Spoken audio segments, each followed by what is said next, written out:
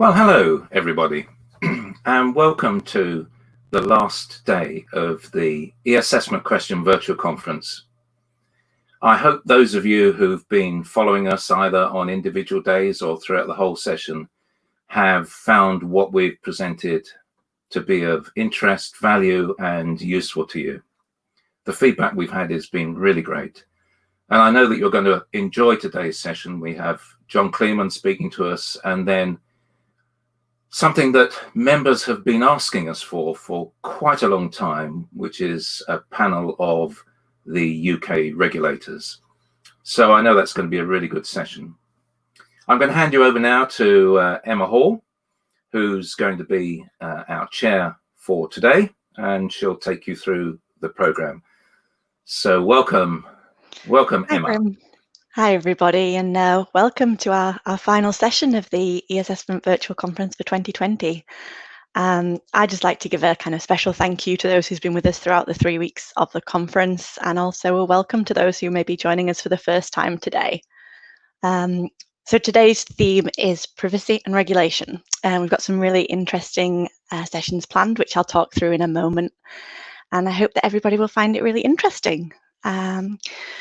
So the conference this year is brought to you for the first time by the e-assessment Association, which is a brilliant organisation. If you're not already a member of the organisation, I really recommend that you head over to their website and sign up as a member. It's completely free to join, and they'll give you access to a range of resources, information, news, events, as well as access to a great community of like-minded people. So please do head on over and sign up after the conference today, or if you're already a member, perhaps recommend it to your peers and your colleagues.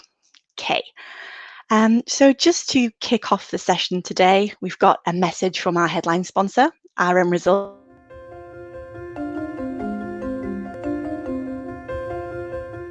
Hi everyone, welcome to week 3 of the e-assessment question. My name is Tim Downey. I'm Sales and Marketing Director for RM Results. We're delighted to be the headline sponsor for this year's event. In this final week, we look at technology, higher education and regulation. And surely there can't be 3 more pressing topics for us to look at based upon the experiences we've all had over the last few weeks. Here at RM Results, we work closely with customers who work alongside regulators such as Ofqual and other regulators around the world to ensure that exam systems are robust and reliable whatever circumstances students face. This week provides a fantastic opportunity for us to learn from each other, talk and discuss, as we did in the first week, to think about what the future might look like and how we can adapt. I'm very much looking forward to hearing the speakers and engaging with discussion around the event. I hope you are too, and thank you very much for taking the time to engage in these important topics. Thank you.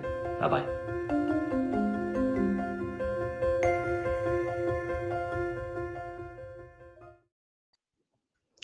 Thank you to Tim and to RM for their sponsorship. Okay, so today's session is a live broadcast, so we do invite you to submit any questions that you have today. So you can do that through the chat box that you'll see alongside the stream. And if you have a YouTube or a Gmail account, if you don't, you can also use Twitter and the hashtag ESS20. And you'll also see a button to tweet that just underneath the stream. And finally, if you don't have access to those, you can also email your questions through to live@eassessment.com, and they'll be put through into the stream for us to put to the presenters. So please do send those questions across. So our agenda for today is a little bit different to the format of some of the other sessions. We're going to kick off with a presentation from John Kleeman, the Executive Director and founder of Questionmark, on which is more important, assessment security or test taker privacy. And we'll have time for some questions after John's session. And then we'll move on into a panel discussion on regulation versus innovation, which will be led by Graeme Clark from SQA.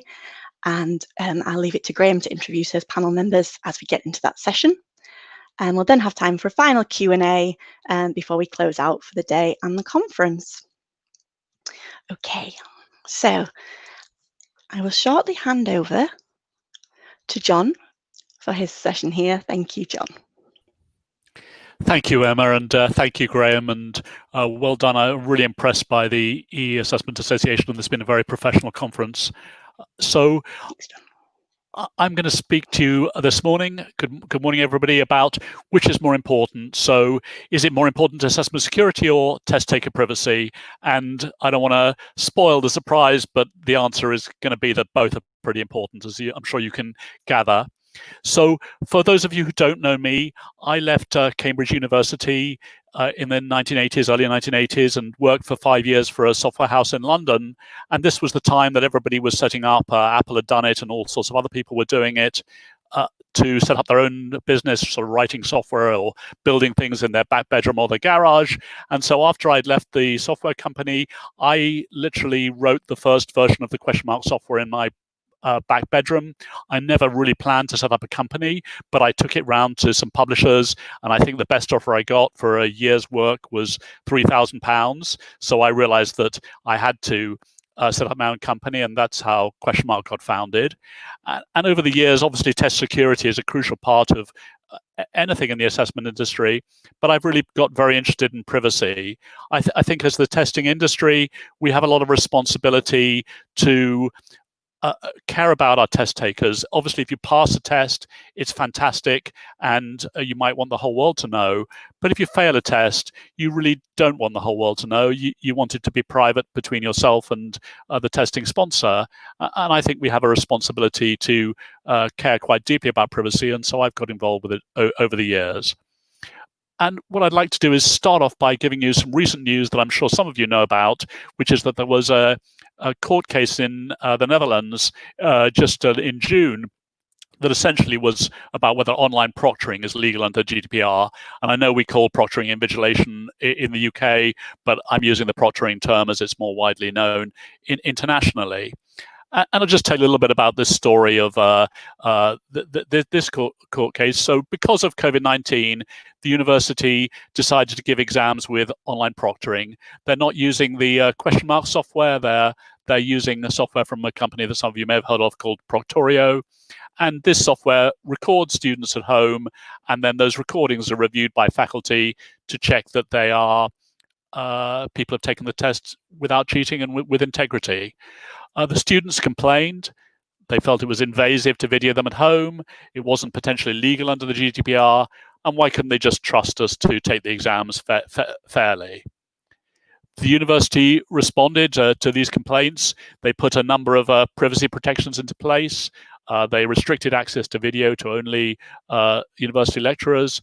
They kept it for only 30 days, and they consulted their data protection officer. And they did something called a data protection impact assessment, which is a sort of formal thing you can do under privacy that looks at all the issues and balances out candidates, test takers' requirements against their own. But the students still took them to court. They tried for what I think in the Netherlands is a bit like an injunction, sort of an emergency ruling to stop online proctoring. But the court, which ruled on June the 11th, just one day before the exams, which were due to take place on June the 12th, found in favour of the university. They felt that the university had put appropriate protections into place and that online proctoring is consistent with the GDPR. Now, obviously, any court ruling only applies in the specific circumstances of the case, and this is obviously also under Netherlands law. But I think it is helpful to set the tone that secure exams are valuable for individuals, organizations, and society, and that providing you honor privacy and follow the rules, courts are likely to side with professional testing. And I think it's perhaps useful to remind ourselves why assessment's important. And I think assessment has huge value to individuals, to organizations, and to society. So for individuals, it allows you to demonstrate achievement, see where to direct learning, to level the playing field, that you can show your merit and what you can do, even if you're distant, even if you're disadvantaged. And for organizations, it allows us to recruit the best people, not just those who interview best or who are like the interviewee, but who are genuinely best for the skills and knowledges we're measuring. And also they can reduce the risk of human error and mistakes because you can test somebody's competence, their knowledge of health and safety and other things, and also direct training effectively. And in society, as skills change, there are huge mismatches and people with some skills in one place, some skills in another place. And testing lets us direct people to the right place. And also it allows us to ensure that people in critical roles, maybe with responsibility for life and limb, have the right competence. And lastly, and very relevant today, it encourages diversity. If you test, you're selecting on merit, you're not selecting on who knows who or some sort of social context, but you're genuinely selecting on merit. And I think as we move through this COVID emergency and move out of it, hopefully, then I think assessment has a great place to play in how society comes out of COVID. But let's just look at what happens if somebody cheats on a test. Important decisions are made on test results, and it's really important to the value, the validity, and the whole meaning of the test and the test results that the tests are fair and the people are not cheating. And it's fairly obvious, and I'm sure we all know this, but it's just worth reminding ourselves that if somebody cheats on a test, then he or she may not be competent, may not be safe. Any certification or qualification they get is devalued. And also, I think you need to think that if somebody cheats on a test, then they might cheat or lie elsewhere. Somebody's crossed a line in integrity. They promised to do things right, and they didn't. And that has potential implications for what they might do elsewhere. And really, cheating devalues the test and your organization if you're giving it. And unfortunately, test security really does matter. I mean, this story, I almost don't believe, but I believe it is true, and it's really, really shocking and a salutary tale. So for those of you who didn't see this in the news, a Pakistan Airlines flight crashed in May, and nearly 100 people were killed. And the initial investigation suggests that the cause was pilot error. The pilots were chatting and ignoring protocols. And then there was this shock announcement, I think, last week by the Pakistan government that over 200 Pakistan pilots had cheated at tests. They'd basically had other people impersonate them while taking the pilot exams. And so I don't think it was completely announced that the pilots who crashed the plane were those pilots who'd cheated, but I think that was the implication.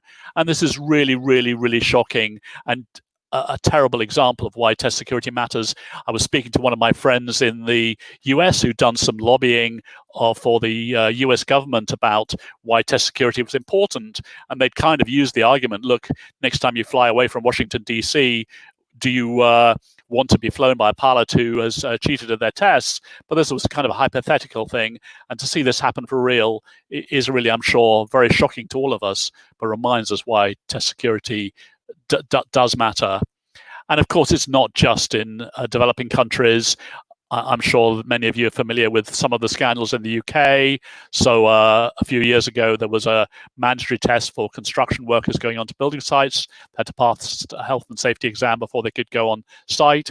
And there was a scandal of some centres rigging construction exams, which was captured by the BBC on video. And then just last year, there was a situation where people cheated at the UK citizenship tests by paying people to help them pass the tests. So test security really does matter, and I guess most of us in the assessment industry know that. But test takers also have genuine privacy concerns, and particularly around online proctoring, online invigilation, which is happening a lot now. Essentially, if I fail my test, who'll find out?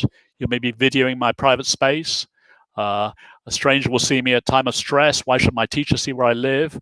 And by the way, in case you're wondering, I'm coming to the Questionmark office today. I usually work at home, but I decided that for reliable internet access, I'd come in, and this is the City of London behind me. But normally, all of us, of course, are working at home, and people are seeing where I live. But there is a privacy issue there. What happens if my child or dog walks in?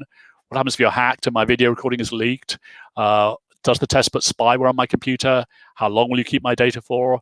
If you're taking a copy of my passport, what happens to that? And if you're using biometrics, what are you doing with that? And this has been even picked up by reputable organizations like the New York Times. Is it fair to keep online testing honest, or are we being Orwellian? This is a big issue in some places. And I think there are three reasons why protecting test taker privacy matters. The first of them, and most obviously, is the law. Here in the UK and in Europe, we've got the GDPR, And in other countries, there are other laws, like California has now brought out the CCPA, and there are various emerging laws in other territories. But secondly, I think it's morally right. If we do our testing well, then we're really deeply searching into somebody's psyche. We're understanding what's inside their head at perhaps quite an intimate level, and it's only right that we respect privacy. And also, it's good practice. Test takers who believe that we are being fair and transparent are less likely to cheat.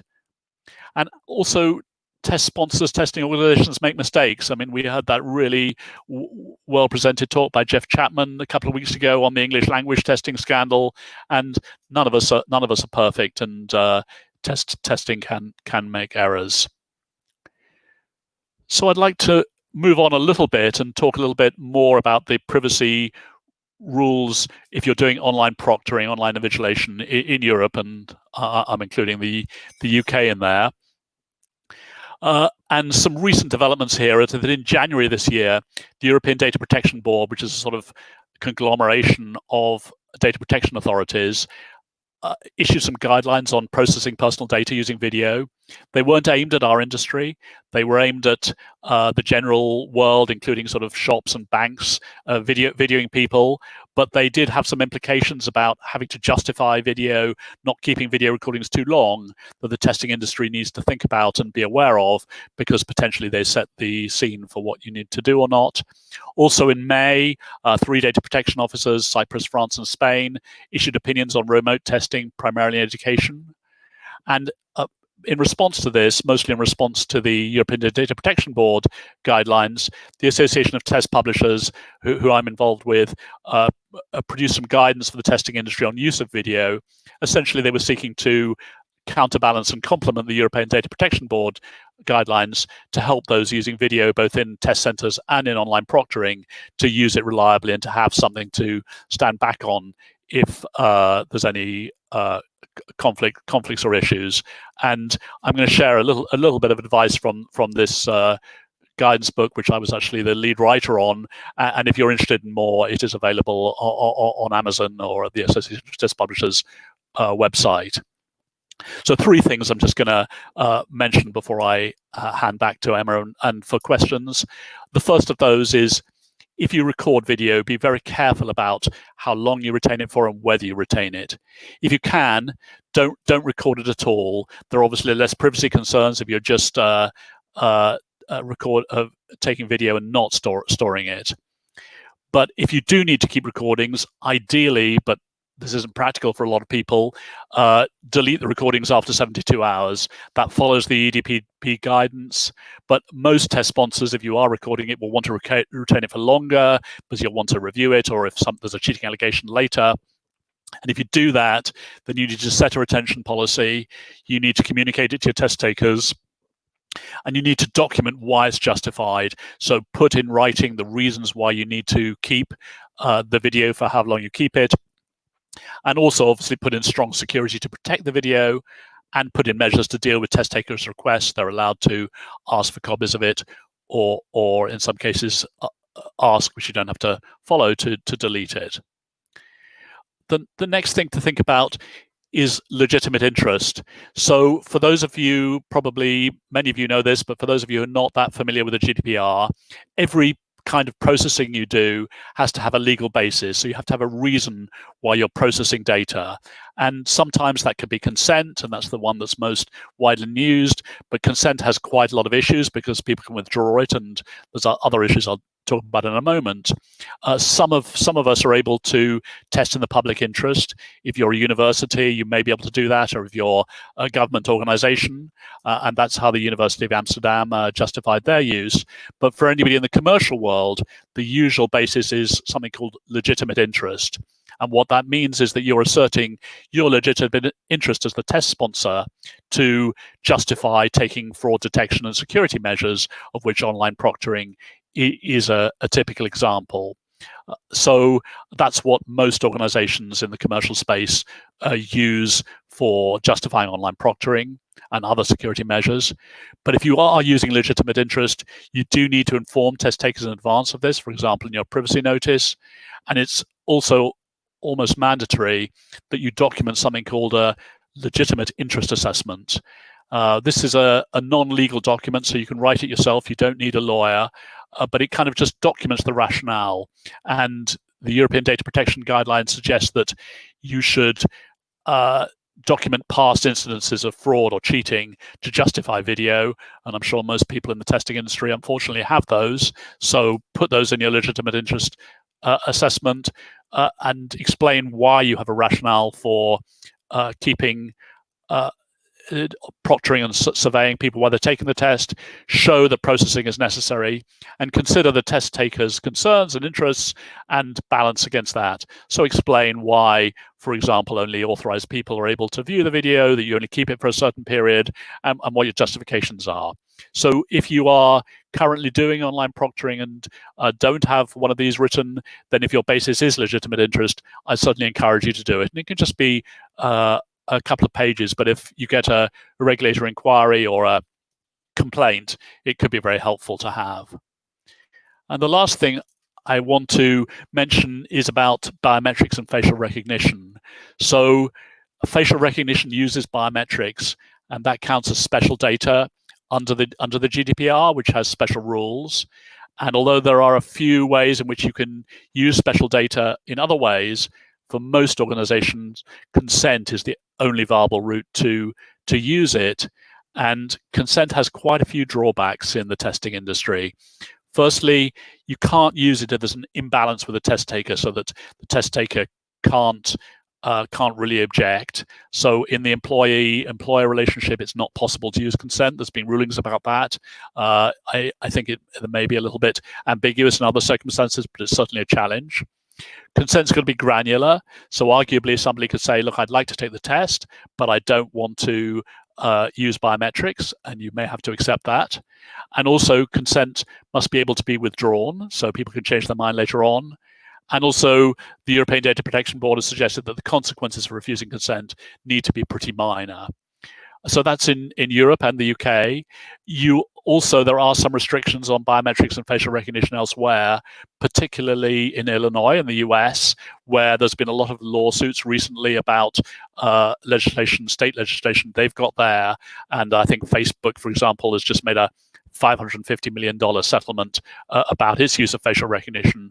I really would be very, very careful about using facial recognition or biometrics in Illinois. And there are also emerging laws in other areas. Other states in the US are bringing it out. And so I would encourage anybody to not use biometrics or facial recognition, either directly or via their subcontractors, without a deep legal dive. If you've got a capable lawyer on your side who's explaining how you can navigate through it, then it may be appropriate. But otherwise, please be careful, because otherwise somebody may get burnt. So I hope that's a useful introduction. I believe these slides are being made available to delegates, and here's just some references if you want to find out more. So on the left-hand side, there is the European Data Protection Board guidelines. They're just available for download on the internet, and they're in English. Also the guidance from European DPAs. The URLs are there. They're all in their local languages, but Google Translate does a kind of job of translating them. And then the Dutch court case, University of Amsterdam, which I mentioned at the beginning, again, that's in Dutch, but the Google Translate does a pretty good job, and that's quite an interesting read if you're interested in privacy. The Association of Test Publishers, we've got a free 4 or 5 page guide on privacy considerations in online remote proctoring, which you can just download from our website. The URL's there. And the privacy guidance, which I helped write, is available as a sort of book to purchase. Also, there are some Questionmark resources there. We've written a white paper and various blog articles that may interest some of you. So thank you for listening. As I indicated at the beginning, which is more important, assessment security or test taker privacy? I think they're both important, but I also believe it's possible to meet both and combine them both and produce very acceptable assessments. Thank you very much for listening. Thanks very much, John. That was an absolutely fantastic session. I think particularly helpful for people at the moment who are maybe facing these issues and questions for the first time under some really some accelerated circumstances, if you like. Okay, so we've got about 5 minutes for questions before we move on to the next session. I actually have some questions I've jotted down, and I've seen that we've got some come through in the chat as well. So let me just see. So you talked about some things to perhaps be cautious of there, particularly around the biometrics and the facial recognition. Is there anything else that you think people really, mustn't do, or perhaps must do? So that's a good question. Thank you. I think one thing to think about is to look at a data protection impact assessment. So this is what the University of Amsterdam did, one of those, and they do involve a little bit more work than the LIA I talked about, but they're still not too much work, and you involve your data protection officer, and I think that would be a good thing for people to think about. I guess another thing is, I don't think many people do it, but you don't want to make automated decision making. So if you think you don't want to let a machine think somebody's cheating. If you think there might be cheating going on, have a human review it. Don't just rely on automated stuff. So always having that human input, that's good advice. And as you said, the session slides will be shared after the session, so people will be able to access those resources.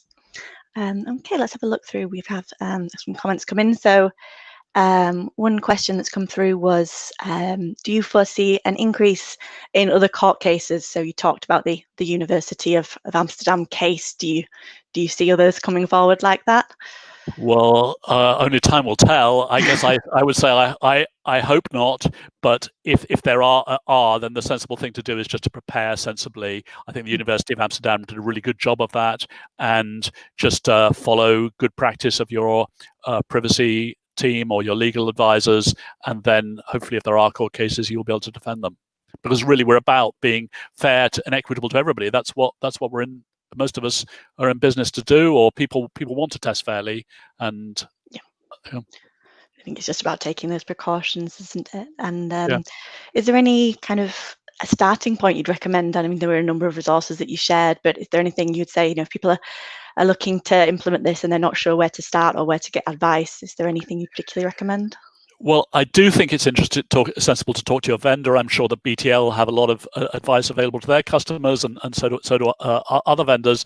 But you also have to remember that it is the controller who's ultimately responsible, so that normally the test sponsor. So don't just totally rely on Questionmark or BTL. You need to be a little bit aware of it yourself, because you're ultimately accountable. If somebody takes you to court, it'll be the test sponsor, not directly the test vendor. Yeah, it's just taking the time to go through those steps and take those precautions, as you said.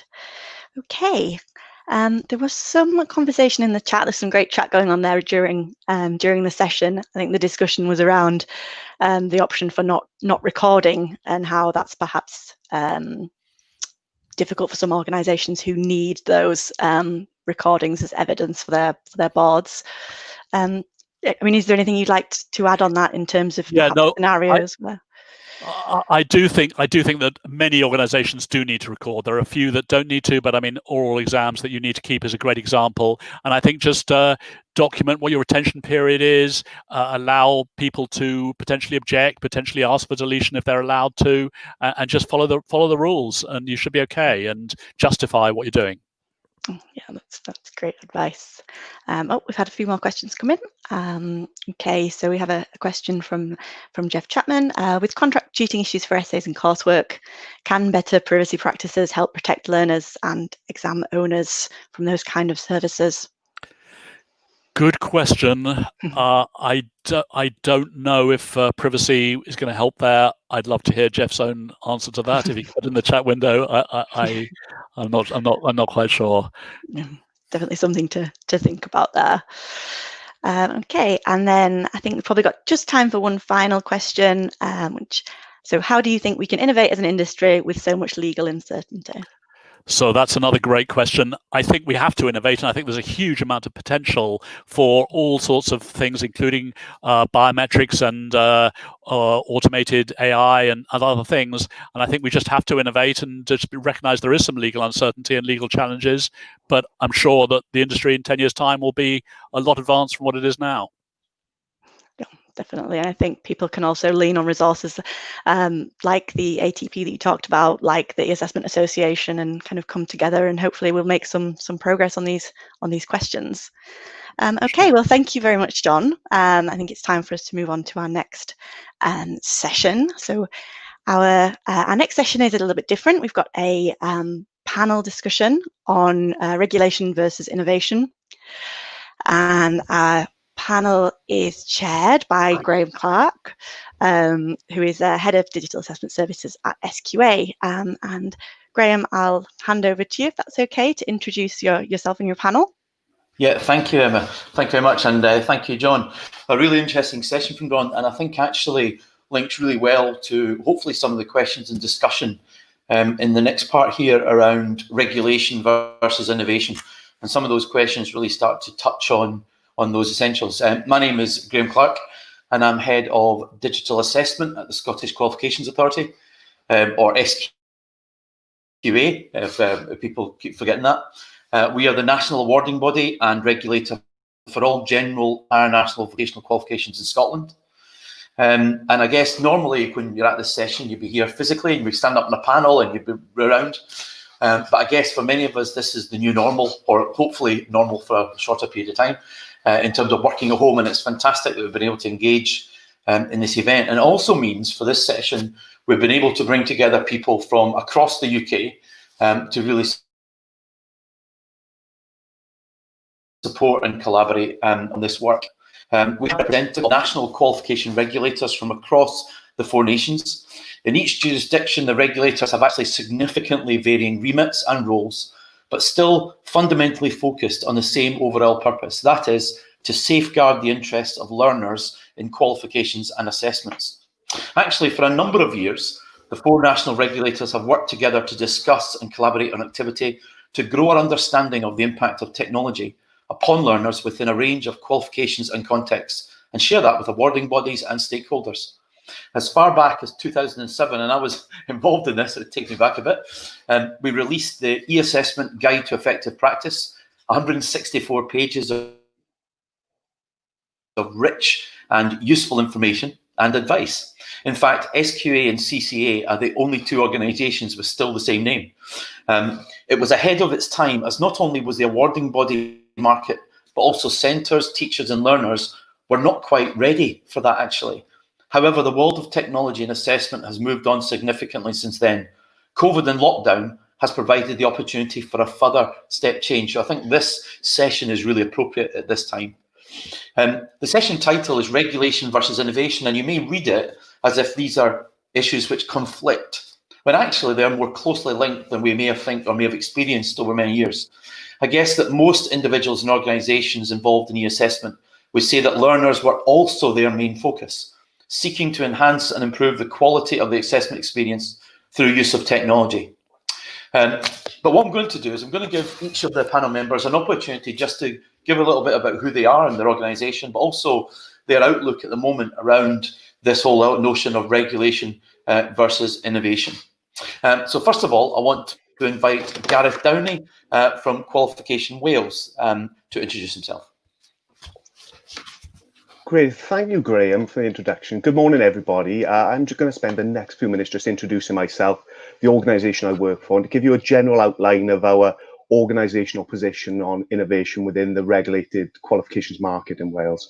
Firstly, just to introduce myself, my name is Gareth Downey. I work for Qualifications Wales, which is the regulator of qualifications other than degrees in Wales. And we're a relatively new organisation. We were set up in September 2015 as the independent regulator. However, we undertake a slightly different role to some other regulators whose primary focus is on regulating the open qualifications market. So alongside our regulatory function, we also have a policy and reform remit. Therefore, we lead on national qualification reviews in key sectors, and we reform qualifications if needed in response to these reviews. And my background's in regulation, having worked for an awarding body for a number of years before moving to Qualifications Wales and working in a regulatory role. But for the past just over 3 years, I've been responsible for policy and reform of vocational qualifications. And I presented a on a similar topic to this at last year's EAA conference, and I made the naive mistake of suggesting that regulation doesn't stifle innovation, to which I received a raft of social media comments afterwards. And I think the best one said something along the lines of, Gareth Downey says that regulation doesn't stifle innovation. Okay, Gareth, but I don't think the 200 people in attendance agree with you. But the point I was trying to make at that presentation is that we're all well aware that regulation has the potential to hinder innovation. I mean, a simple trawl of the literature shows us that. But what I was trying to get across is the point that regulation doesn't have to hinder innovation. And it certainly isn't our intention as the regulator in Wales to hinder innovation. But we don't talk about innovation that much within our rules and regulations. But it is something that we discuss consistently during the design and development of qualifications. So when we're designing and then we're subsequently approving qualifications, we focus on 4 key principles. So we focus on validity, reliability, and manageability, which you'll all be very familiar with. But the principle that you'll be less familiar with is engagement. And we focus on engagement throughout the development and approvals process. And that's really where we consider innovation within the development of qualifications. And we do want awarding bodies to innovate and to make qualifications as engaging as they can be. But we also see that our role as the regulator in Wales is to drive forward innovation, particularly digital innovation. For example, we're in the process of approving our new GCSE in digital technology, which will replace the outdated GCSE in ICT that's currently available in Wales and that was pulled in England a few years ago. And with this qualification, we've made it a requirement that the qualification needs to include an on-screen examination alongside digital coursework. And this is a bold step for general qualifications in Wales, given that this will be the first GCSE qualification in Wales to include a mandatory on-screen examination. And alongside that, we'll be introducing our new GCSE in the built environment in September 2021, which again will include a mandatory on-screen examination. And then we're soon to consult on what qualifications should look like to complement the new curriculum for Wales that will be introduced in 2022. And we certainly see that digital assessment needs to focus more prominently within qualifications than it currently does. And then within the vocational sector, we've completed research looking at the use of technology in the assessment of vocational qualifications to see what innovative practice is taking place across Wales. And we're heartened to see that there's greater use of digital technology within vocational qualifications. But it's clear to us that more could be done to utilise e-assessment and technology within qualifications in Wales. I mean, the challenges we're currently facing with COVID-19 has highlighted the importance of technology and how it could be used to mitigate against the issues that we're currently facing. But as a regulator, we do accept that our rules and our regulations do have the potential to hinder innovation, as any regulations do. But these regulations are there to ensure that the basic standard is maintained by awarding bodies and to ensure that learners are protected. And we always want to use our regulations in a pragmatic and proportionate way. And we believe that we do approach regulation in a way that shouldn't stifle innovation. But what we do expect is that awarding bodies, when they innovate and use digital and e-assessment, that they do so in a responsible way and that they ensure that the risks are identified and managed. But just to finish, I just want to reiterate that we want to see awarding bodies innovating and making the best use of technology and e-assessment within qualifications. We also want to ensure that we regulate in a pragmatic and proportionate way that allows awarding bodies to innovate within the development and assessment of qualifications. So we do truly believe that regulation shouldn't stifle innovation. And we want to make sure that we work with awarding bodies to drive forward innovation within the qualification sector in Wales. I'll pass you back to Graeme. Thank you. That's great, thank you. And as you say, if you saw Gareth previous times and you had some of those questions, then this is an opportunity for you to re-ask them. And if just to remind everyone that as we go through this, there'll be a bigger Q&A session after the 4 organisations spoken. So please put your comments and questions into the live comments chat, and we'll make sure that you have an opportunity to get them answered. And as you say, the recordings and the presentations that are used throughout the sessions are going to be available later on anyway. So thank you for that, Gareth. Really kind of stimulating around some of the key topics that we're going to be talking about this afternoon. So I would like to hand over to Andy Lester from Ofqual. Thanks, Graham. So good morning, everybody. My name is Andy Lester and I'm Senior Strategy Manager at Ofqual, and I'm responsible for coordinating our approach with respect to innovation in the qualifications market we regulate. For those who don't know, Ofqual is the independent regulator of qualifications for England. And I'm really pleased to be here today, and I'm looking forward to the questions that you've got. In my brief introduction, I thought I'd talk about two things. So firstly, a little bit about the context of our regulation, and some of that will be very similar to what Gareth has said. And secondly, an outline of our approach to support innovation in the sector and as we see it. So it's obviously a well-voiced point of view that innovation and regulation don't always sit well together, and that's what we're here to talk about. But as Gareth has said, and I'll reiterate, from our perspective as Ofqual, the most important thing to say is that's not the intention of the regulation. So our objectives as a regulator are to ensure qualifications are valid, that the standard of qualification is secured, that they earn and retain the confidence of the public, they're delivered safely and efficiently to those who take them and those who use them. So of course we want innovation to happen when it makes any of those things more likely, when it supports valid, efficient qualifications that the public trust. But we also obviously want innovation to be done safely, so that the interests of learners and qualifications users are protected and those benefits are secured. And I guess that is the inherent tension between innovation and regulation. So the second thing about context, I'd say, is that most of our regulation is outcomes-based. And what I mean by that is that the rules we have typically set the outcome an organisation is expected to achieve, but the way they choose to arrive at that outcome is broadly for them to determine, taking into account the specific factors that are relevant for them. So the specific circumstances of their qualification, what it's assessing, how it's assessing, and the risks involved. Sometimes, of course, our rules are more prescriptive, but mostly they're not. And thirdly, of course, it's important that we don't forget that this is an industry that does innovate. So innovation happens all the time, and perhaps especially now, and that happens within the context of regulation. So I guess those are some thoughts on context. So we definitely don't want to be in the way of innovation that leads to good things. And we actually really want you to tell us if we are, where we are. We generally regulate to the ends and not the means of an assessment. And innovation happens today. But that's not pretending that there isn't tension between innovation and regulation. And we do understand that that tension exists. Over the last couple of years in Ofqual, we've recognised that there was scope for us to do more to promote innovation in qualifications. And we've developed our approach and how we think we can best do that. And I was lucky enough to talk about some of the key work we have underway in this conference last week. But our approach and how we think we can promote innovation falls into three key areas. Firstly, where we hope to use our position in the system to proactively research and assess some opportunities for innovation. So we think we can provide good evidence and some certainty about our view as a regulator on some areas for innovation, in the hope and the aim that that clears the path for people to innovate where that evidence suggests it will do good. So I talked last week about some work we're doing to investigate the potential for artificial intelligence to have a role in marking, for example, and that's research and evidence that will make available to the sector to use as it finds its way forward. Secondly, where we want to make sure we're having good and better conversations with people who want to innovate in the sector about the risks of that innovation, and do that in ways which are helpful to them. And I asked some questions at the conference last week on whether there's demand for that, and so we can make it as useful as we can. And the point of that is to try and make sure we're not in the way of new practice that could do good.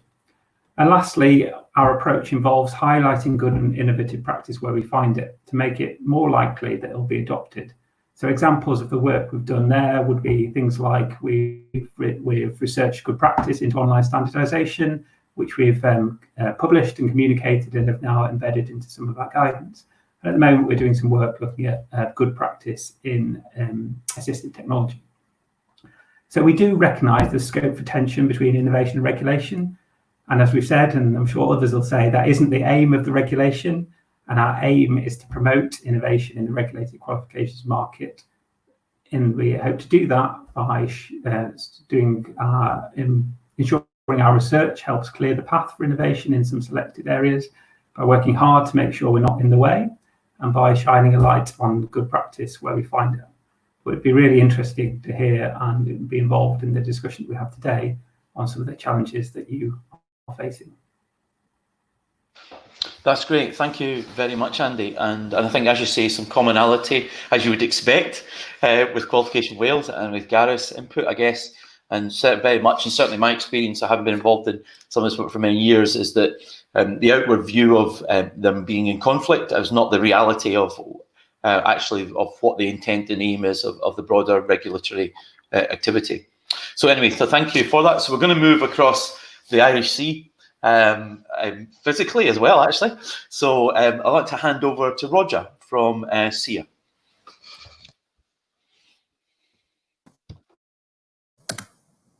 Thank you, Graeme.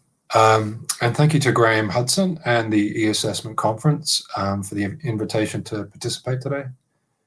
I've been working in CCEA since 2006 and joined as a subject officer for music and drama on the awarding body side, so something similar to Gareth's experience perhaps. And for the last 6 years, I've been a member of CCEA Regulation. The work I do is mainly in general qualifications, but I also spend part of my working life in the professional and technical arena. And I'm also involved in e-assessments, which obviously straddles both and is the reason why I've been invited today.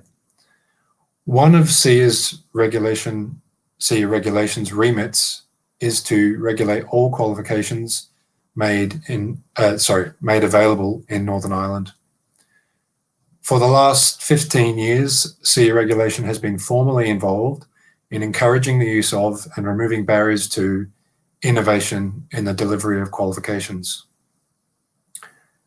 CCEA Regulation worked with CCEA, who developed the first live online examination in 2005 with A-level moving image arts. Since that time, CCEA has followed up with a GCSE in moving image arts that also features a live online examination. And we believe that that was the first sort of general qualification made available in that format. Some other work we're involved in 2015, we published the report Centre Readiness for E-Assessment. The research took place in Wales and Northern Ireland during 2014. During 2014, we surveyed schools, colleges, and other stakeholders in Northern Ireland, and that published report is available on cea.org.uk, should anyone be interested. We are one of the founding members of the e-assessment Research and Development Forum, and the panel here today mostly are involved in that group. The forum consists primarily of the 4 regulators, but also includes other occasional invited guests. The role of the forum is to promote the uptake of e-assessment in accredited and approved qualifications, to maintain awareness of practices and emerging developments in e-assessment, to lead, coordinate and influence research and developmental work on e-assessment across the UK member nations, and, as Andy was saying, to promote best practice in e-assessment, and also, as Andy said, to foster public confidence. So these are all areas that aspirationally we're involved in. We also recognise that CCEA Regulation are not the real innovators in this, but we can aid those, like many of you at this conference, that are the innovators.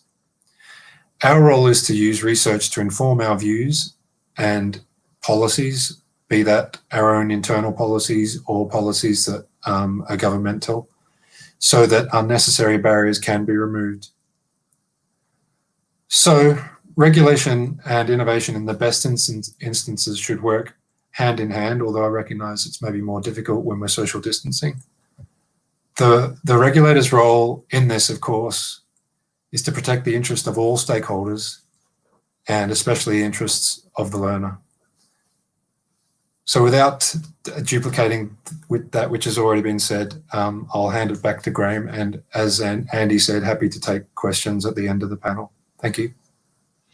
Thank you for that, Roger. And as I said, that reiteration of that existing collaboration across the jurisdictions to learn from each other. And I think also, as pointed out from Gareth, we may all have, we think in a small country, we all have significantly and complementary diverse roles and remits across the 4 regulators. and I guess there's opportunity afterwards to follow up on particular questions that people have got. So I want to hand over to my colleague, Laura from SQ Accreditation, and she'll give you a bit of thing about what it's like north of Hadrian's Wall. Thank you, Graeme. And I'd also like to just say thank you, obviously, for the invite today to this forum to present.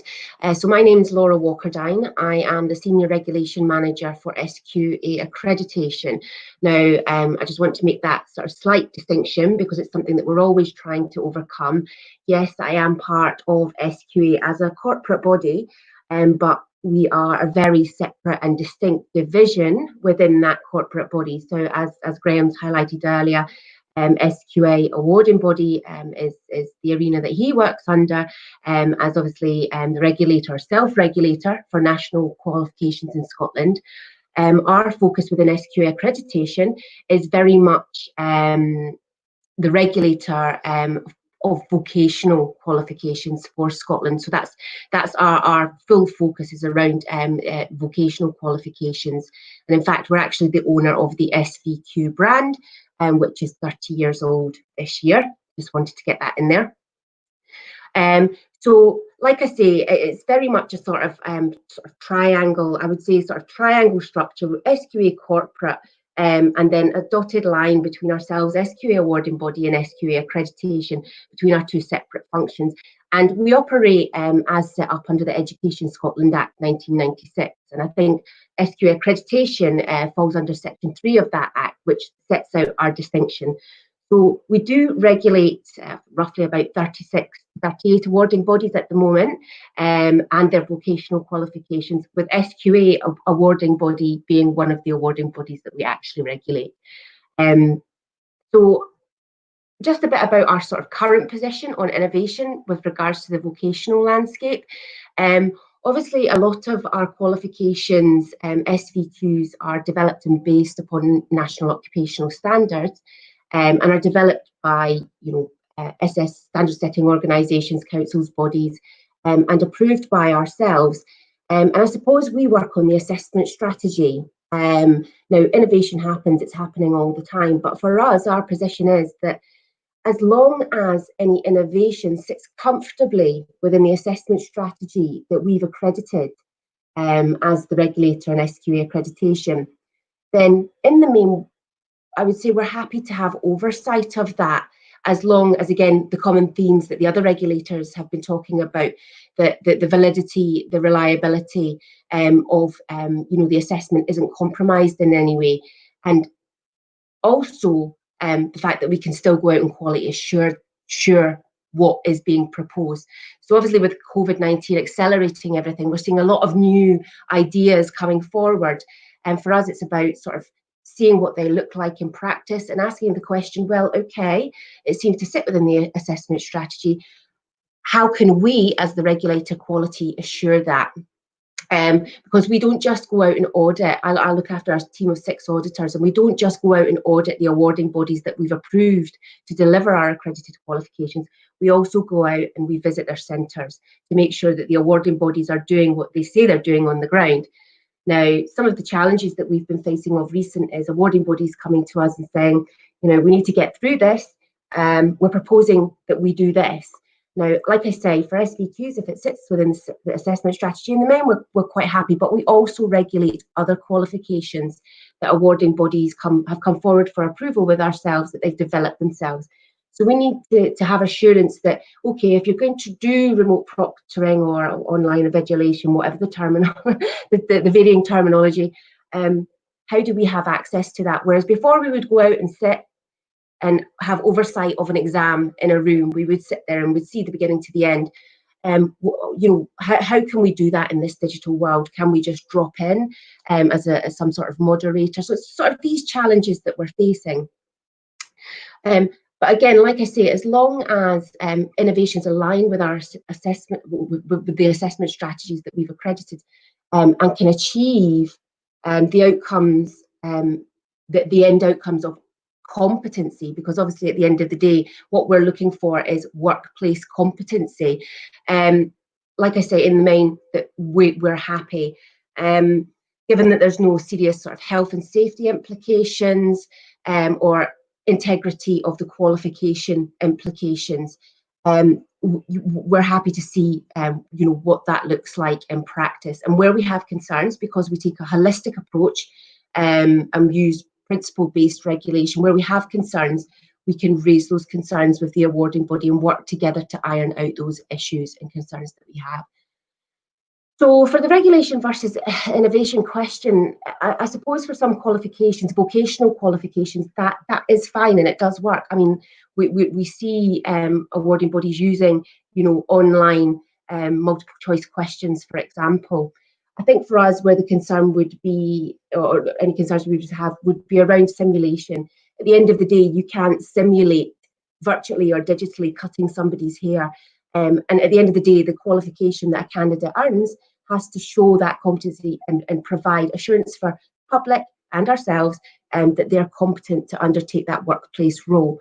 I have seen some examples of sort of simulation to get candidates ready for undertaking the actual role within high-risk sectors. For construction, for example, I've seen awarding bodies set up, virtual simulators to sort of get them ready for undertaking that role because of these health and safety implications. But ultimately, at the end of the day, the candidates and learners for us as a vocational regulator have to prove that competency. And I think that's where we face a little bit more of a challenge, because obviously what's going to suit one sector, say, hair and beauty, first aid, is not going to suit another sector, for example, construction.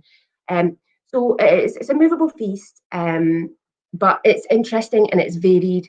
But like I say, our approach is at the main happy to have oversight and provide guidance where we can. Thank you. That's great. Thank you. And as you say, there's a range of, as you say, even for those brief updates, there's a range of approaches and different focus, I guess, across the 4 jurisdictions. I would say just to encourage you again to put some questions in. I have an immediate question, which actually is just to pick up on Laura's point, and I want to really ask all 4. And it's really around the response to the current COVID and lockdown crisis, where innovation or knee-jerk reaction or innovative solutions are all part of what's happening in this space. And I'm just wondering to get your reflection on how you think regulations done well in stepping up to that, and where you think it may be a challenge. Because as someone said to me recently, if all it took was a pandemic to get people to use technology in this way, we should have had it earlier. And it's brutal, but actually there's something about that step change that is challenging lots of things. And I would just get your reflection from the 4 organisations as to what you think that has changed for you in terms of either drive, speed, or other things. So maybe Gareth, you want to answer first? Yeah, thanks, Graeme. Yeah, from our perspective, we've seen, certainly at a provider level, at a centre level, we've seen centres responding very well to this situation, particularly around teaching and learning. I think qualifications, to some extent, have been slower to move. And that's been because of a lot of the barriers around utilising technology that John talked about in his earlier presentation. But certainly from a teaching and learning perspective, that then hopefully should filter through to the assessment of qualifications. We've seen providers responding very well to using technology within the teaching and learning arena. From a qualification perspective, it's just trying to work through some of those operational challenges. And I think going forward, as a regulator, but also awarding bodies, this hopefully will be a shock to us all, that we need to make qualifications more robust in the sense of being able to respond to a pandemic situation like this. Because you hit the nail on the head, Graeme, we across the sector, I think, has been very reactive in many respects, and that's meant that in some cases, some qualifications haven't been able to respond to the use of technology for some of the challenges John talked about. Laura mentioned a few of them a moment ago. But certainly at a provider level, we've seen providers responding very well to teaching and learning, and then some elements of assessment within those qualifications. That's great. Thank you. Gareth. Andy from Ofqual.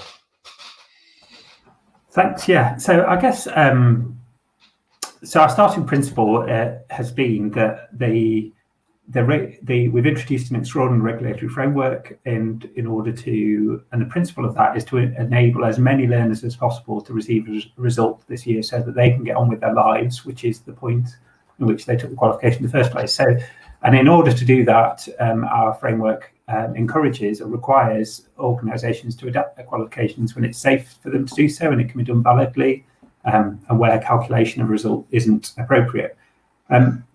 Beyond that, we've, introducing a change to an assessment method and introducing technology into an assessment process and doing things remotely inevitably introduces things to think about, things that need to be worked through for any organisation. And doing that quickly obviously makes it more, it increases the risk that there's an issue for learners. So in order to help that, we produce some guidance within our framework to support people think about how to approach remote proctoring. We've been surveying awarding organisations about what they're doing and making sure thematic learning from that is shared across the sector. Brought together working groups of people looking at different types of adaptations for particular qualifications, so the sector can learn as a whole.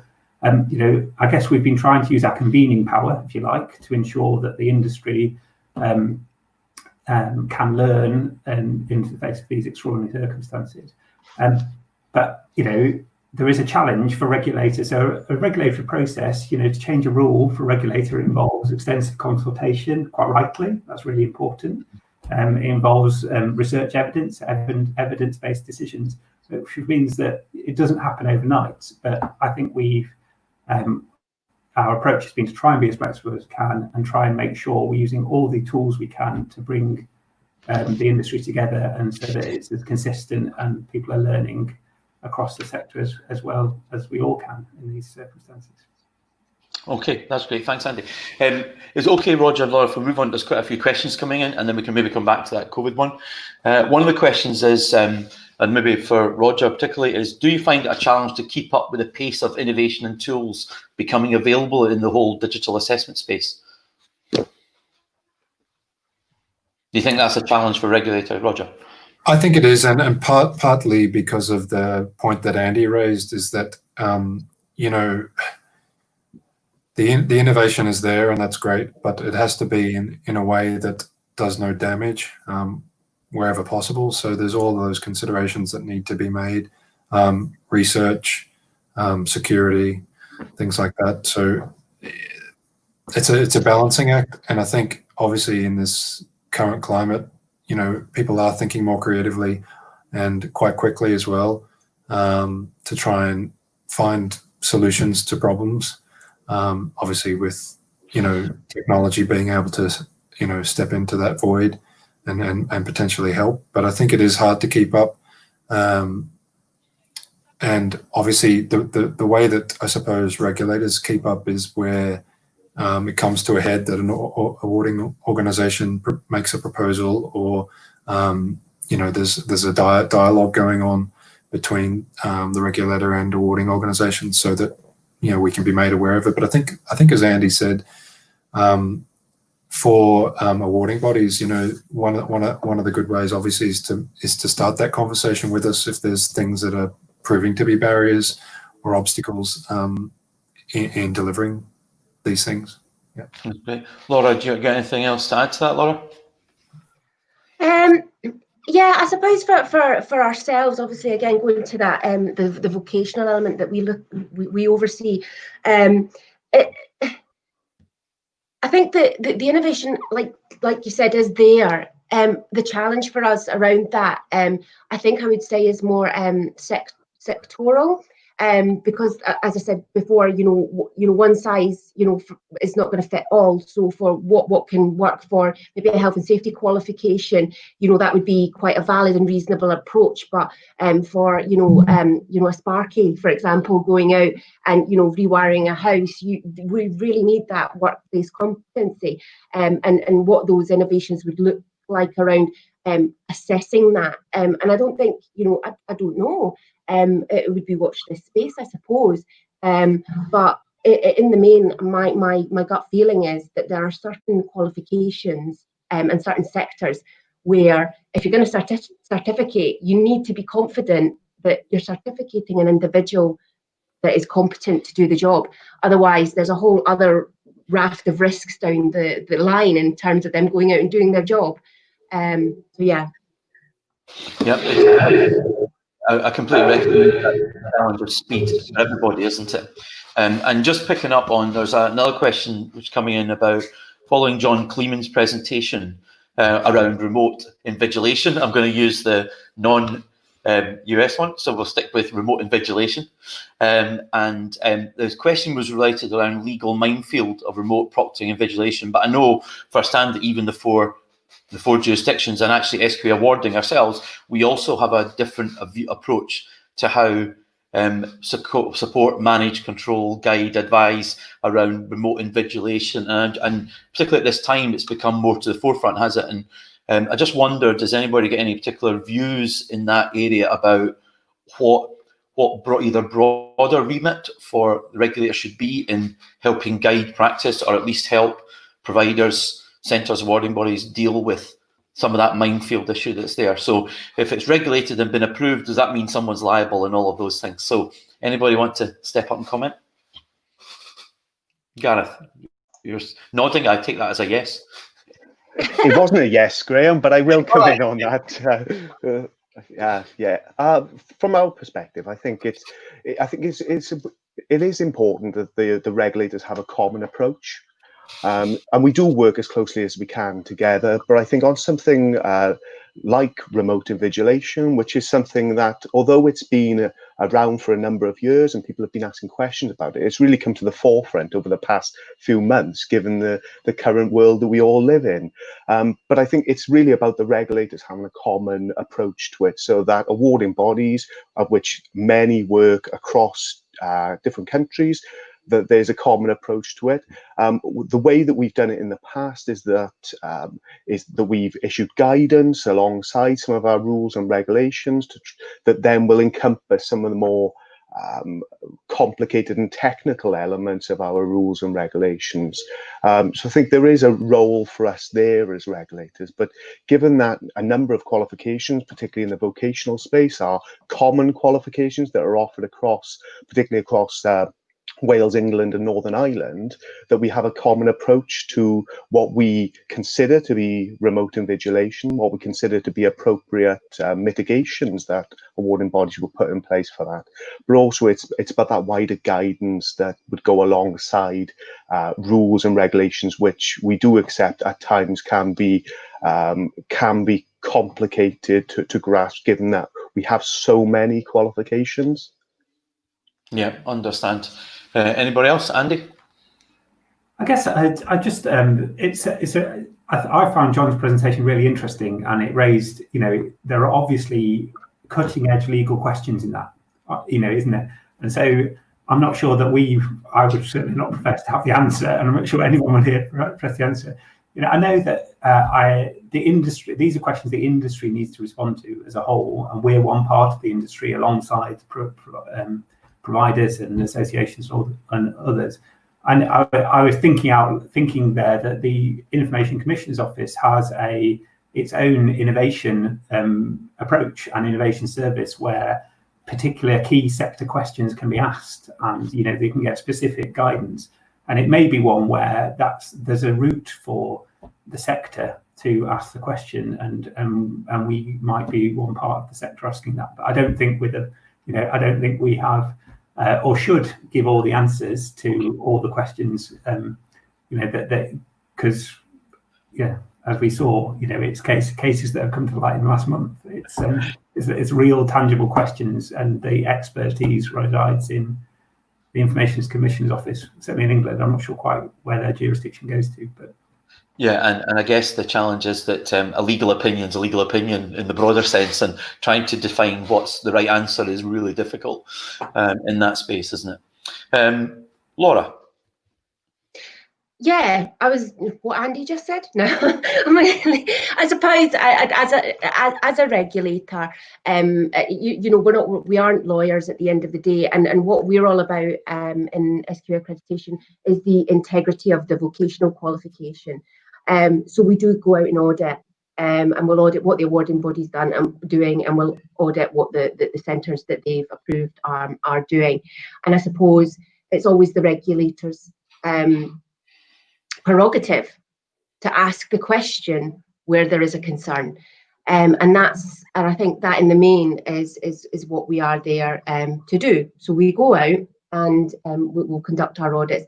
And if there's anything that gives us a cause for concern around the integrity of the qualification, okay, we regulate and we audit approved awarding bodies, but what we're actually regulating is the integrity of the qualification, its assessment, its delivery, registration, certifications, and the systems that surround that. So I think, if we do have anything that gives us cause for alarm or concern about the integrity of the qualification, then it is our prerogative to ask the question. Now, ultimately, it might be up to the awarding body then to go away and seek legal advice, and maybe we might have to do the same if we're of a difference of opinion. But I suppose that as a regulator, that's what we're there to do.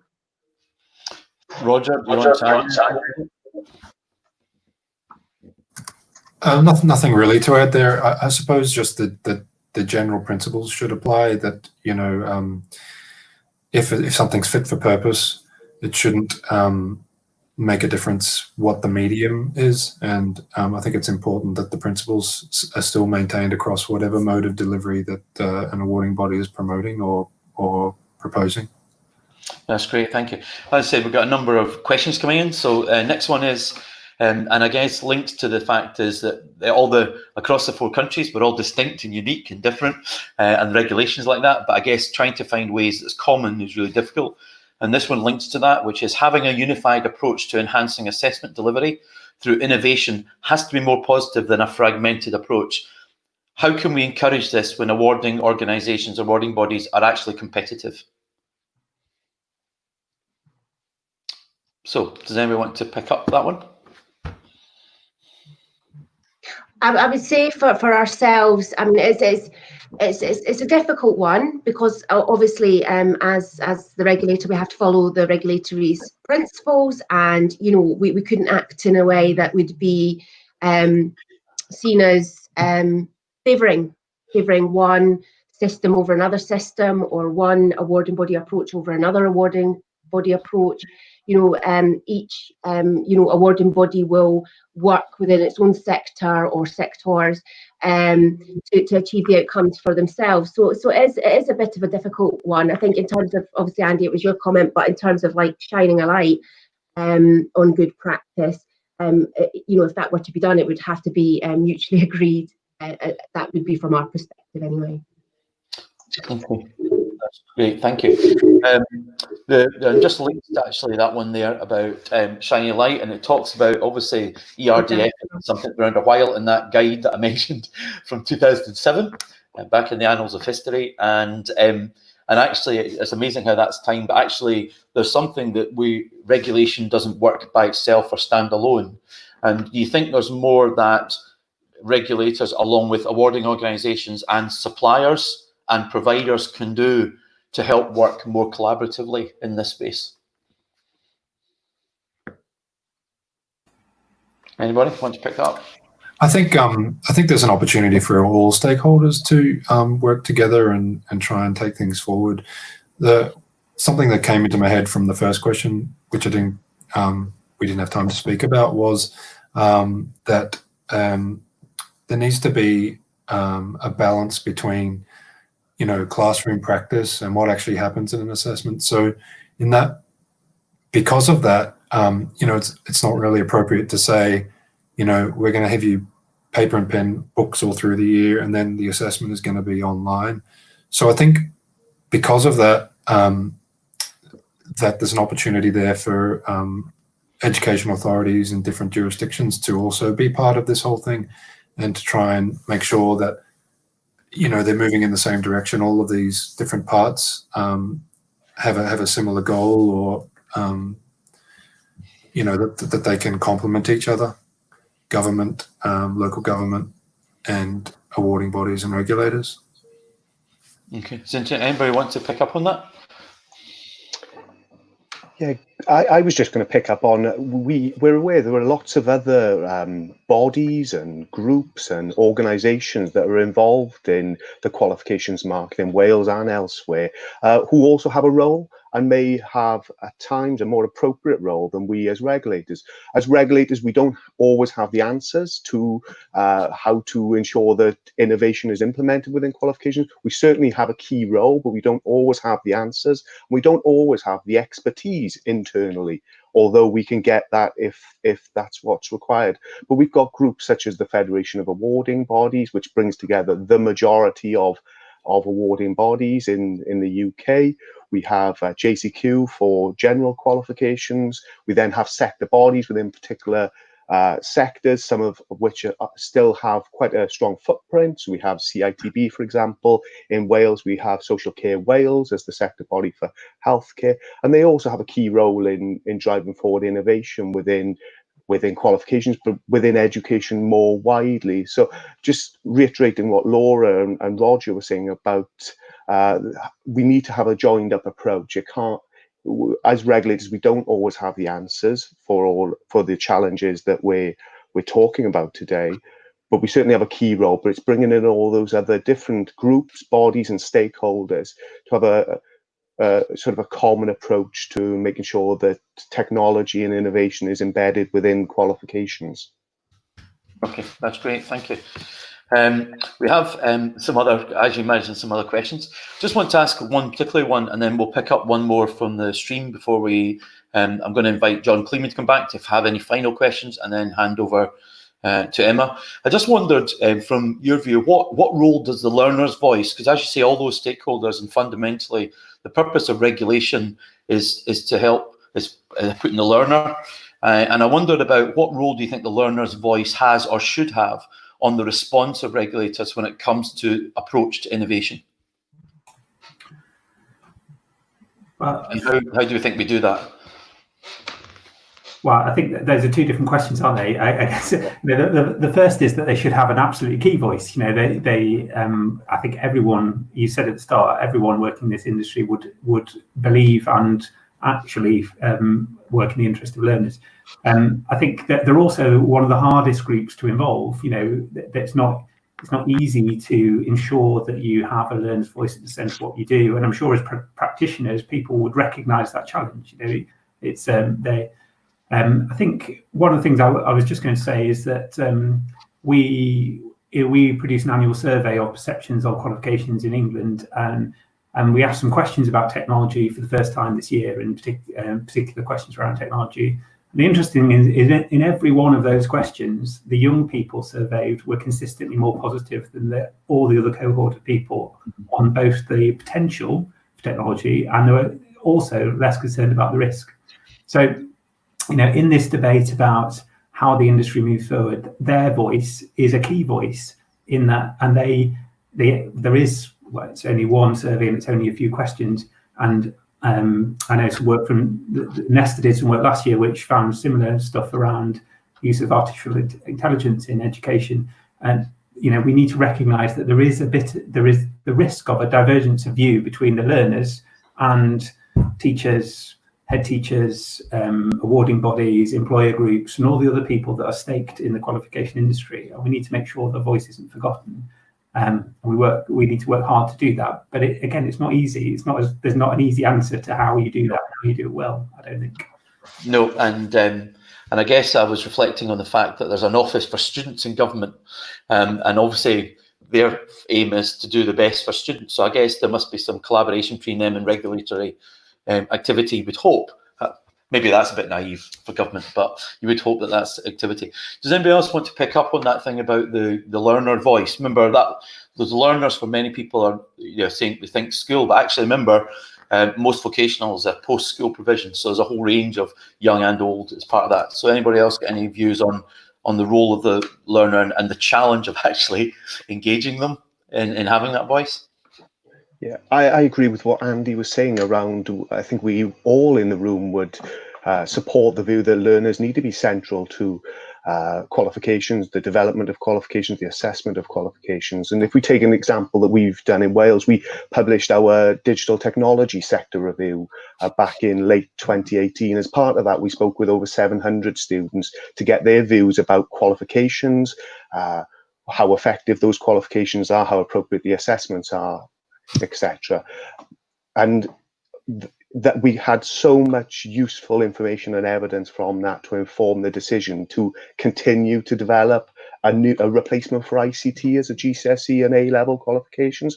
So the learner voice is integral in this process. I think it's, back to Andy's point, is making sure that they're involved and we're asking the right questions from learners, because I can't imagine there would be that many young people enthused in talking in detail with us about our regulations, but it's making sure that we really translate that information to young people to get them to engage within the work that we're doing, but particularly within the qualification development space. In Wales, we try our best to include learners throughout the whole development process to make sure that their voice is integral to the development of qualifications. And that's so important, particularly with technology, because reiterating what Andy was saying there, we found in the work we've done that the response that you get from learners is so positive and they're so open to adopt technology, of which we haven't necessarily found the same from some tutors who are less open to adopting technology within qualifications and teaching and learning. Yeah, and just finally, Roger, in terms of, I'm going to squeeze in one more question after Roger's just commented about the learner voice.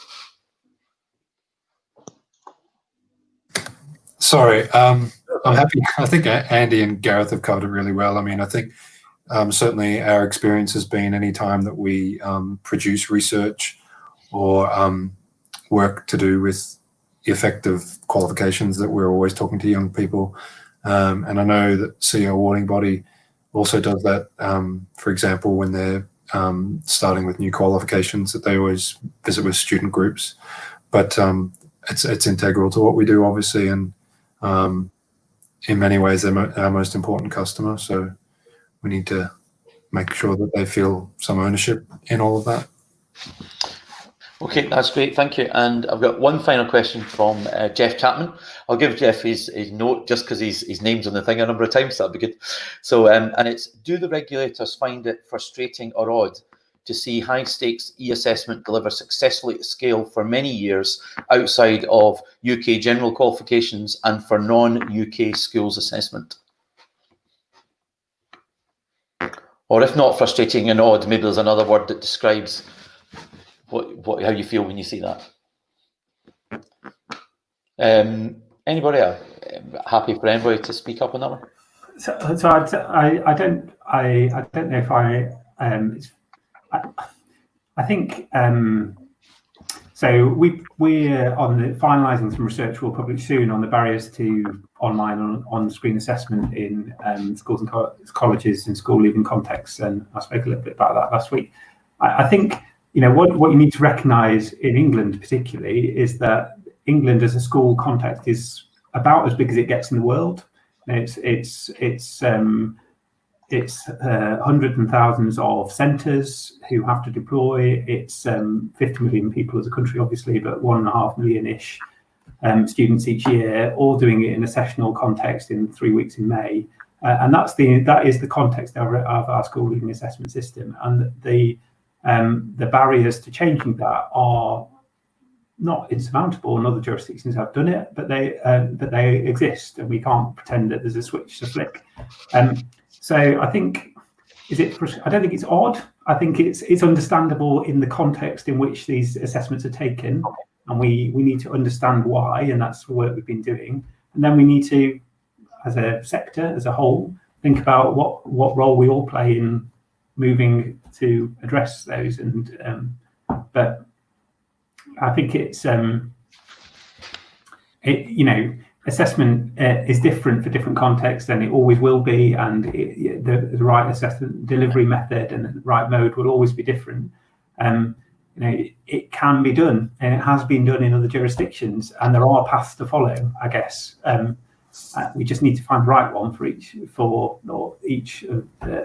jurisdiction and each system. Yeah, that's great. Roger. Yeah, just quickly to back up what Andy was saying. I think some of the best examples of places where this has been successfully done, where there's a lot more electronic assessment, some of those places are where the government and the people who write the assessments are one and the same. So I think really it is a lot about context. The other difference obviously is where four nations, three if you think of the A-level and GCSE brand.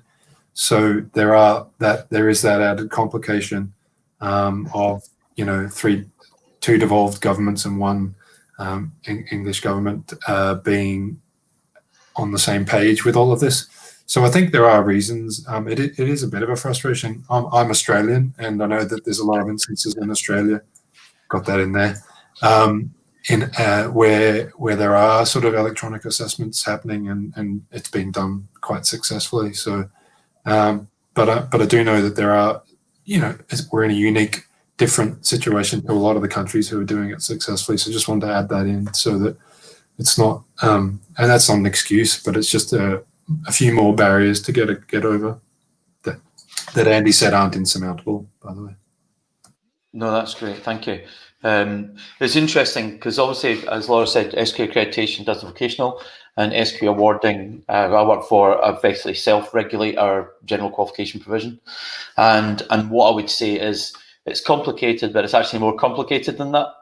And schools, and actually I would say unfairly, we're measured by school e-assessment activity when it isn't really a fair measure, because most of that is not within our influence or control, highly politicized and much more cultural than many other solutions. So other sectors where you think, actually, why does it not make sense? Of course it makes sense, but it's more complicated than that.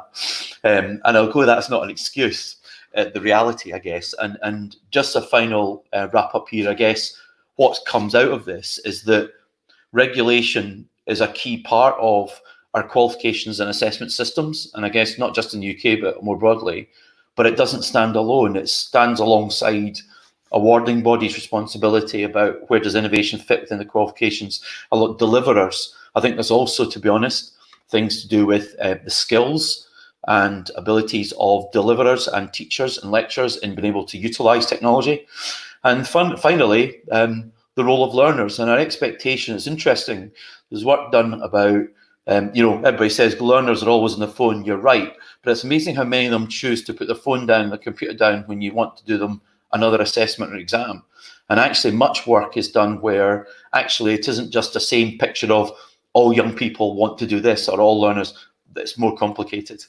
But it's been really good. Thank you. As you say, there's more questions coming in. And after the event, the questions will go up. We're also going to share the email addresses of the panel members. Ta-da! Here you are, immediately below the presentation. I tell you, that's amazing. If you want to get in contact with any of us, really welcome to get back to you. And I think also we'll certainly, if you do that, we'll also try to find a way of further promoting the work that's done through the forum and the kind of e-assessment research and development across the four nations. And as I think, as Andy and Gareth pointed out and the rest, is that collaboration nationally, and I mean UK nationally rather than independent nations, is probably something that we need to work harder and better at, I think, to be honest, particularly around things like remote proctoring and other type activity that might be going on. So thank you for all your questions. I want to thank Gareth, Roger, Laura and Andy for your participation. I'm going to invite John Kleeman in, just in case there's any other, I'm going to ask John a question, actually. In terms of, because John is someone who travels internationally and far, right? And I just wondered, John, in terms of your view, we've been here talking about the countries that exist on this island and the bit next to us, is actually from a more global, even a US perspective, what role does regulation have in supporting, encouraging, promoting, advising on innovation in this technology space? So I think that regulators are more regulating in the UK than in some other countries, particularly in the US. There's more of a wider ream of things and people are more free to do things. But I think I certainly agree with the tone behind some of Jeff Chapman's questions, as I'm sure most of us do, even the regulators. It would be lovely if there could be more e-assessment here. I'm not sure that quite answers your question, but I find it very frustrating when my kids had to do all their exams and handwriting when they use a computer at home. So, but I'm not sure if that's perhaps jumping in a slightly different angle. No, that's okay. And I guess, yeah, and obviously there's different regimes in different areas, whether it's in Australia, where Roger comes from, and they've been using e-assessment for many years, but I guess regulatory activity is different as well, at either national or state level in different activities. So I guess every country is a bit different with all of that. And I think the point I want to finish on is picking up on the point made around the link to learning and assessment. And actually, and as SQ awarding, we do qualifications and assessment, but learning we leave to learning providers. But actually, there's such a close and inextricable link to how technology and innovation can make a difference in assessment that it also has to make a difference in learning. And how we join up both of those, I think, is one of the big challenges going forward collaboratively, is how do we start to blur the edges between learning and assessment so that actually the learner's experience has primacy over that, I guess. So that's a particular challenge, and it's an e-assessment conference, and that's great, but we can't really talk about e-assessment without talking about learning, to be honest. And that's maybe something for the future on how we join up some of that space. So thank you very much, John. I'm going to invite Emma, the more acceptable face of the e-assessment conference. So, I'm not sure about that one, Graeme. Thanks very much, and thanks again to all of our panelists and speakers today. Conscious that we're running over a little bit, but hopefully if you can just bear with us for a couple of minutes as we draw things to a close. So I think that's been an absolutely fantastic session today. And as we close things down, I'd just really like to thank all of our delegates and all of our members. So just as a little reminder, if you're not already a member of the e-Assessment Association, it would be absolutely fantastic if you could sign up and become a member completely free. And if you are already a member, you know, we've been talking about coming together, we've been talking about driving change as a group. So, you know, make the most of those resources and get involved in those discussions through the association. And then I think all that really remains now is for me to do a few thank yous. So I'll just move this along. So yeah, just to say thank you, especially to all of our sponsors and our supporters of the conference. Obviously, a lot of work has gone into this, so thank you to our headline sponsor, RM Results. Thank you to TCS Ion, our sponsor for week 3 of the conference, our final week. Thank you to some of the team at my company, BTL's Pass, and also to GA Partnership for their work behind the scenes on the delivery platform for the conference, and also to EdHec Horizons for their production of the pre-conference insight sessions and some of the keynote videos. Obviously, there's a huge amount of effort that goes into the conference, and what I'll do shortly is I'll just hand over to Matt Wingfield, who's the chair of the Assessment Association, for him to give a few closing words. And just before I do that, I would like to thank myself, and also on behalf of the e-Assessment Association, I'd like to thank Matt for his leadership of the association and for really taking us through this conference time. So thank you, Matt. Thank you, Emma. That's very nice of you. And thank you, everyone, for joining us today for the final session of what has been somewhat of a marathon 3-week trawl through the conference, having pivoted it from a physical event, as you'll all be aware, into this online format, which, based on all the feedback we've received, has worked really well and has gone down well with both speakers and delegates alike.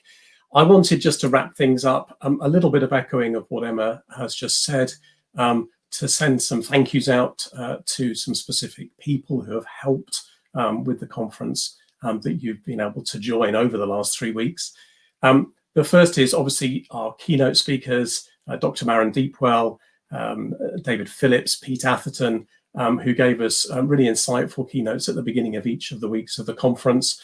All of our presenters and panelists who have been involved, our chairs who have all been members of the EAA board, who've put themselves forward to chair the sessions.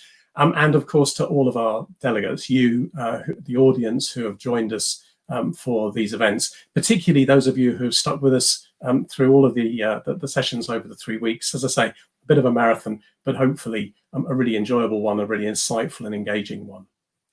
I also just wanted to reiterate our thanks to our sponsors, RM Results, who really were very supportive of the association as we pivoted to an online delivery model as our headline sponsor. And then we had a sponsor for each week of the 3 weeks of the conference, PSI at the start for our first week, the British Council for the second week, and this final week of the conference sponsored by TCS ION. I also wanted to just call your attention to all of our supporter sponsors. So if we'd held this conference physically, we would have had an exhibition area where we'd have been encouraging you to go and talk to those vendors about the solutions that they can provide. We've got a supporters area on the website. I would encourage you, if you haven't had a chance to take a look at that area. It lists all of the people who were due to exhibit at the physical conference who obviously couldn't. There are videos there summarizing the work that those companies do and a way of getting in touch with them if you want to find out more. So please do visit the supporters area of the website to find out more about that. The final thank you has to go to the team who made all of this possible. I think the analogy of the swan swimming along the water has been very apt on a couple of occasions where we've had to deal with some last-minute crises, whether that's technical, illness, where people haven't been able to present. Finding solutions to all of those problems have been the team in the background. The conference team, as you can see, has involved a lot of people, all pulling together over the last, it's probably been a 7-month journey to present this conference. I wanted to call out particular thanks to Tim Burnett from BTL and to Graham Hudson from GA Partnership, both of whom are also EAA board members, but who have put in a huge amount of effort and time into the technical running of the conference, managing the platform, getting everyone in at the right time, taking us all through everything that needed to be done. So Tim, Graham, thank you very much, especially, and thank you to the rest of the team for all of the support that you've given to the conference. Finally, I just wanted to give a plug to next year. We are hoping to be back at America's Square Conference Centre in the centre of London for a physical e-assessment question conference on the 21st and 22nd of April 2021. Obviously, that's all assuming that we can still hold a physical conference. I think in any event, we have found that the success of this online conference has been really good. And so I think we're actually considering more of a hybrid approach to the conference. So definitely physical, but supported through online activity too. We'd really like your feedback and thoughts about how the conference has run this year, any suggestions you have on how we bring a hybrid model to the sector to help you engage more, because there's no doubt, and there was a really good question, a point made by Phil John earlier on about getting people to engage is much easier through an online format. So we'd really value your comments and feedback. We will be sending a survey round to all delegates in the coming days. But if you have got any specific comments or suggestions to us, please email them through to marketing@e-assessment.com. So that's it. The end of a, as I said, several-month journey, but specifically 3-week conference where we've heard some really great, insightful presentations. My thanks to everybody who's been involved, who's participated in any way at all, and we really look forward to seeing as many of you as possible at the conference next year, hopefully face-to-face. Thanks very much.